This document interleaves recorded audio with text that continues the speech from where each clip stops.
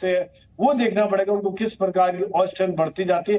मुझे लगता है कि देखिए, आपको मैं संजय जी, मैं आपको थोड़ी देर के लिए रोकना चाहता हूं। ये कुछ नई तस्वीरें हम आपको दिखा रहे हैं क्योंकि इजराइल में जो हालात बने हुए हैं उसके मद्देनजर ये तस्वीरें आप देखिए कि किस तरह से यहां पर ये हमला किया गया इजराइल के ऊपर। ये टैंक है जिसमें आग लगा दी गई थी जो हमास के आतंकी हैं उनकी तरफ से।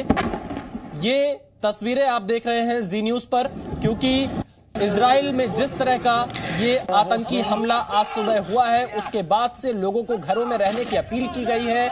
इजराइल के विदेश मंत्रालय ने ट्वीट करके जानकारी दी कि हमास के आतंकी घरों में घुसकर लोगों की हत्या कर रहे थे, और उन सब के बीच में ये तस्वीरें यह बताने के लिए काफी हैं कि कैसे हालात इस वक्त इजराइल में बने हुए हैं। प्रणय, हमने थोड़ी देर पहले इजराइल के विदेश मंत्रालय का ट्वीट पढ़ा। वो ये कह रहे हैं कि घरों में घुस कर इजराइल के नागरिकों की हत्या कर रहे हैं हमास के आतंकी। इतने हालात खराब हो चुके हैं, आखिरकार इजराइल कैसे इसको रोकेगा जो आतंकियों ने घुसपैठ की है?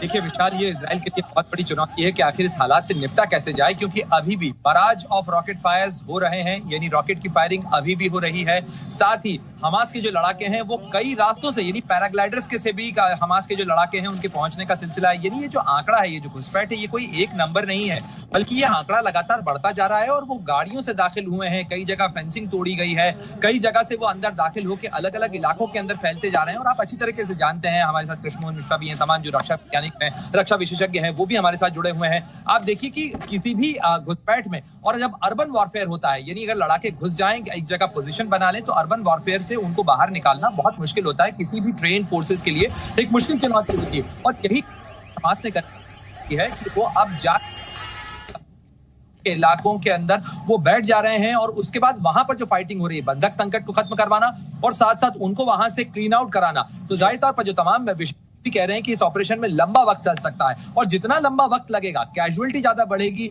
ये इजराइल के लिए भी दबाव होगा, और जितना इजराइल इस समय गुस्से में आएगा वो जवाबी कार्रवाई और ज्यादा वेंजेंस के साथ करेगा। इसमें लंबा वक्त लग सकता है। अभी तक जो जानकारी मिल रही है उसके मुताबिक 22 लोगों की मौत हुई है, 500 से ज्यादा लोग घायल हुए हैं इस आतंकी हमले में, और लगातार हमारे पास जो अलर्ट आ रहा है उसके मुताबिक लगातार अलग अलग इलाकों में इजराइल के सायरन्स की आवाजें सुनाई दे रही हैं। लोगों को अलर्ट किया जा रहा है कि वो घरों में रहें, बाहर ना निकलें। जो बंकर बनाए गए हैं उसमें